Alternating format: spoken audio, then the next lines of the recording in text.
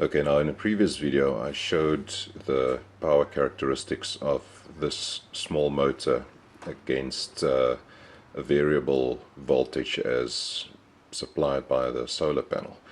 But to really understand a DC motor, it's useful to actually look at it from the perspective of constant voltage, and that is the typical family of graphs that you would get, and it's also useful when powering the motor from a constant voltage source like a battery, of course. Now please note that most of the equations and ratios that I'll be explaining today makes the assumption that the motor is very efficient, that it has a very low internal resistance and also a very low internal friction. This is very typical of the format in which these graphs are supplied, and there are four main operational points of interest. Torque would be on the x-axis, so the no load condition where the motor is running free with no load on it, that would be that spot over there. Then maximum efficiency, maximum power and stall. At no load, obviously that blue curve over there, that's rotational velocity, that is at a maximum, and you can see that it has a very linear relationship with respect to torque, and it falls to zero as it approaches stall. Current has exactly the opposite but still linear relationship. So you start at a very tiny or almost zero no load current draw, and then as your load increases, your current will increase linearly up to the point where the motor stalls, so it basically becomes a short circuit, and that there is your stall current. Power gives you a symmetric curve around the midpoint, and that's very useful because that implies that the current itself is equal to half the maximum current, and the speed is equal to half the maximum speed. Maximum power, the torque, would be equal to the stall torque over 2, so that's halfway on the torque graph. You can also say that current is equal to stall current divided by 2, so that's the black graph. That crossing point there is exactly half of stall torque. And then lastly also speed would be equal to maximum speed over 2, so that's halfway between maximum speed and stall. For a high efficiency motor at maximum power, the actual efficiency would almost always be around 50%. Okay, now for maximum efficiency there are a few different ratios, and those ratios are a little bit looser depending on how efficient the motor is. But first of all, let's look at speed. We can say that speed for maximum efficiency is roughly 7/8 to 6/7 of maximum rotational speed, somewhere in that region. So in other words, somewhere between 82 and 86% of N max. Another useful ratio is that the power at maximum efficiency is generally somewhere between 40 and 45% of P max. That's P max over there.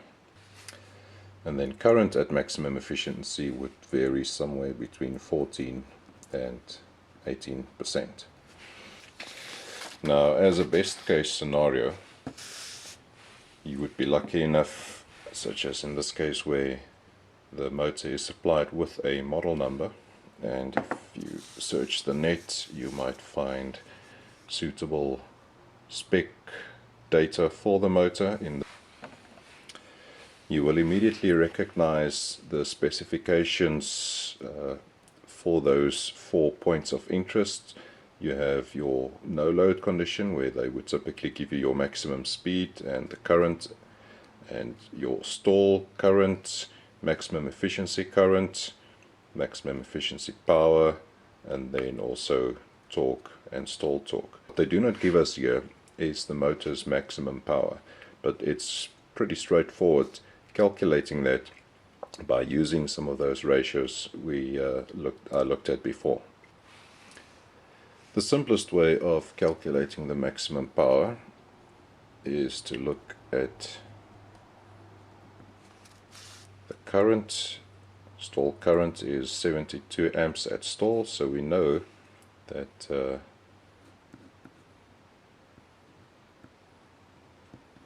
current at maximum power should be half of that, so 36 amps. And we know the voltage, so power supplied at maximum power would be equal to 36 times 12, so that is 432 watts. And we know that efficiency at maximum power is generally around 50%, so P max out would be 216 watt. You can also calculate the maximum efficiency, because they gave you the current draw at maximum efficiency of 10 amps, so your power in would be 12 volts times 10, and you know that you are getting out 83 watts at maximum efficiency. So that gives you an efficiency of 69%. And lastly, we can also calculate the speed at which we can get maximum efficiency, and that would be the maximum speed times, let's say, 84%. That would give us, so that's the value you will use when sizing your propeller. And as you can see, it's a very high RPM. If you want to drive an efficient propeller, you are better off running this high speed through a reduction gearbox to get the propeller RPM somewhere in the region of 1 to 2000 RPM. Now if we look back at the graph, you'll note that the efficiency graph gives you a very narrow region of peak efficiency. If you overload it, it will be somewhere around this area over here, and if you underload it, the efficiency drops off very quickly towards no load speed. So you ask, but how do you underload a motor? Well, 83 watts is the maximum efficiency power for this motor, but if you only have, let's say, 50 watts available because you are using a single panel, or you are running a small 40 amp hour battery and you only want to draw a maximum of 4 amps from it, then you will only have 50 watts available. So you will not be at that peak, you'll be somewhere on this part of the graph. So you actually want to readjust your graphs such that that peak would coincide with the 50 watts available, and you do that by changing the voltage. Okay, so if we, as an example, have only a 50 watt panel available, or like I said, if you have a small battery and you don't want to run too much of a current through it, we know that the motor can supply up to 69% efficiency. So if this is the maximum power in, we can extract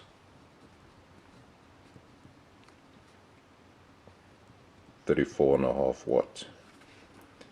We now need to find the voltage at which that power gives us maximum efficiency. Now the ratio of available power over rated power in this case would be 34.5 over 83. I'm using the available power, of course, after efficiency losses.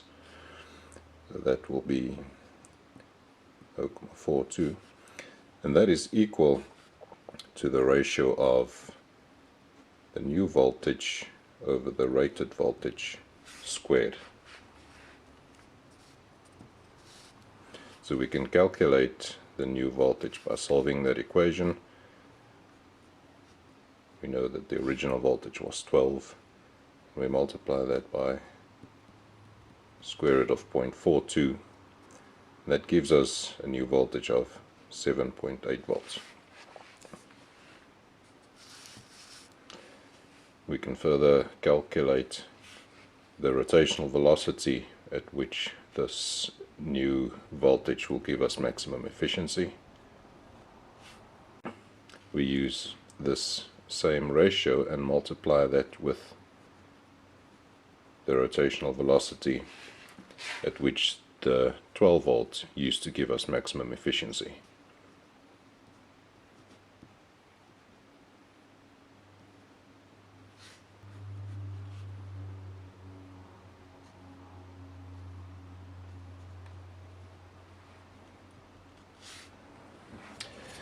Just to illustrate on the graphs what happens when you adjust voltage, I'm just going to pick a random voltage value. That will be the new slope for rotational velocity. So we will have a new maximum speed, which is lower because of the lower voltage, and we will have a new maximum torque. Similarly, we'll have a new maximum current. That current line stays the same. That doesn't change at all. It's just the maximum point that moves down. And then once again, maximum power has to be halfway between stall and no load. So we will end up with a power curve that looks something like that.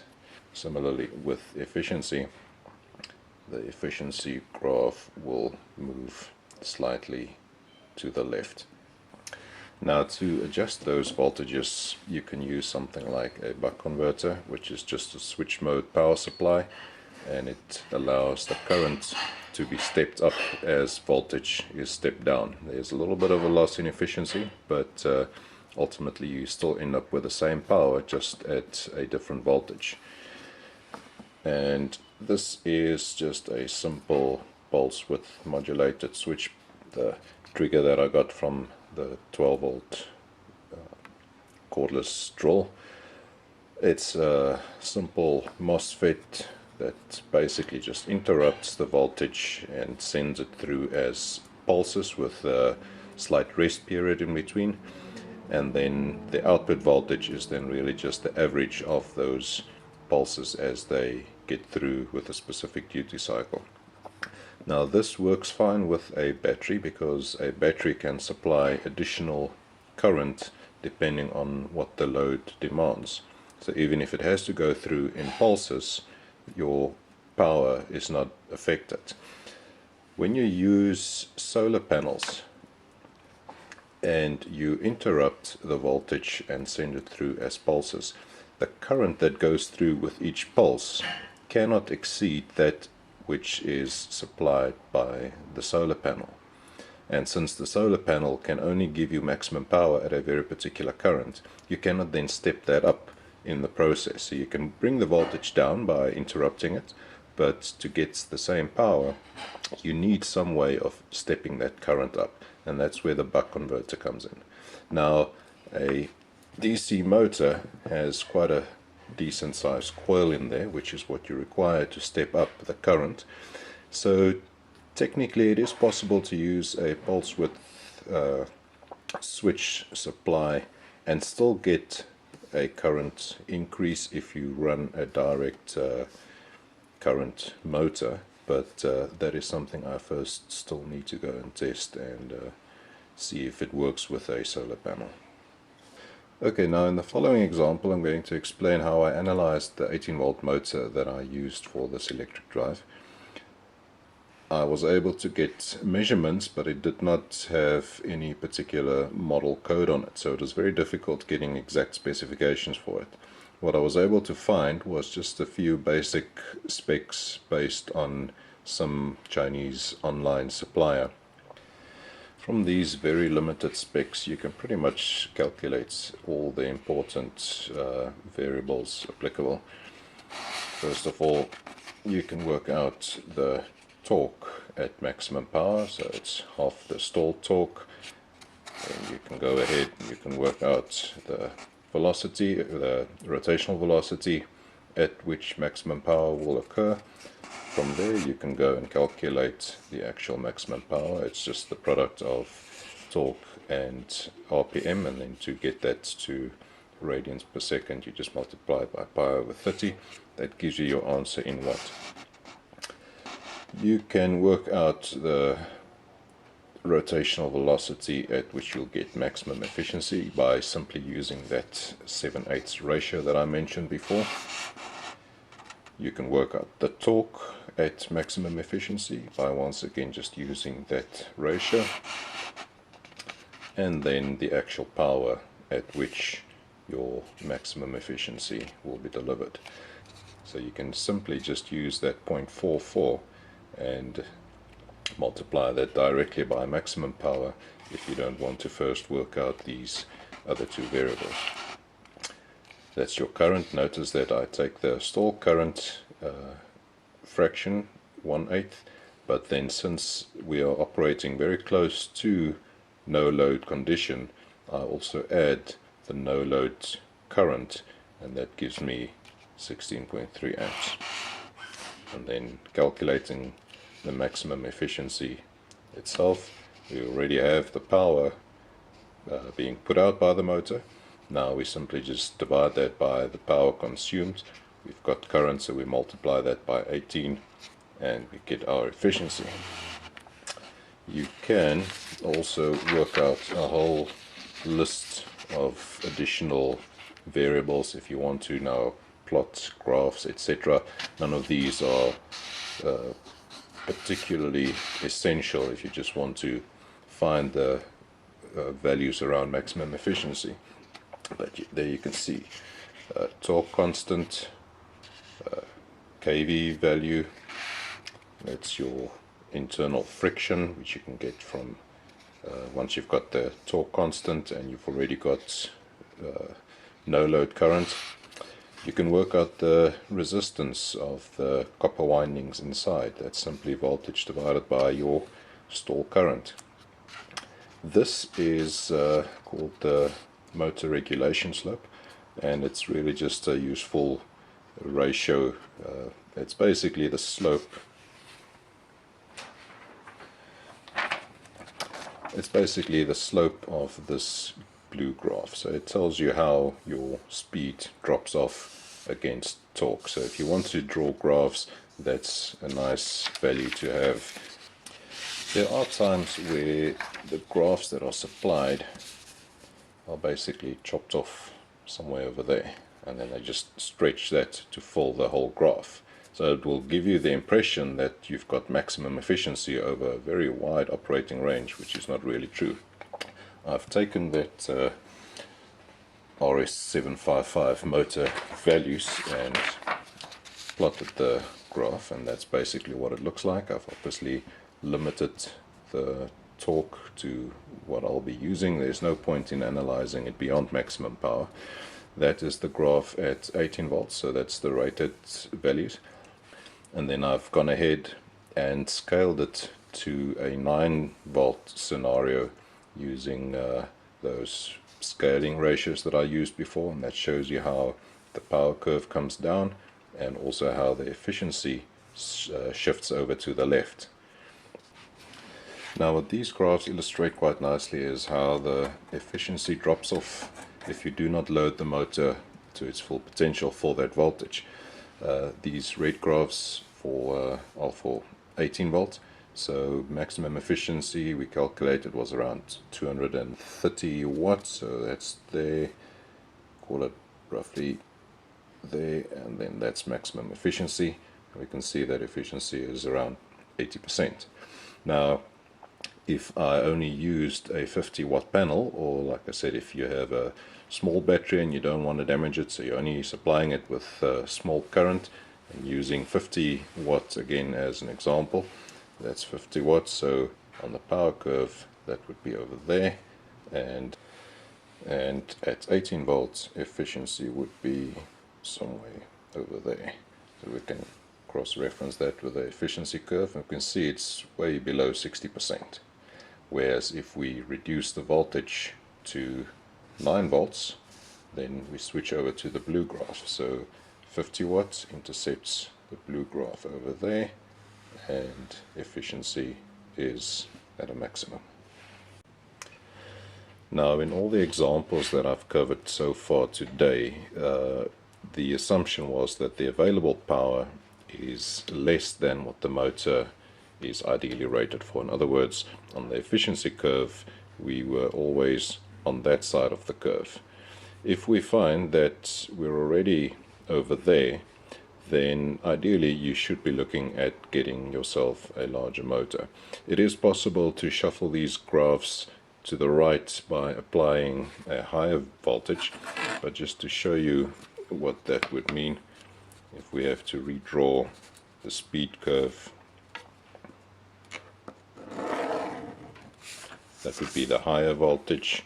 It will give us a much higher no-load rotational speed, so that gives the risk of structural damage, or the fact that the bearings are not rated for that speed. This current graph stays the same, but since the efficiency curve shifts to the right, the point at which we draw maximum efficiency is now at a higher current.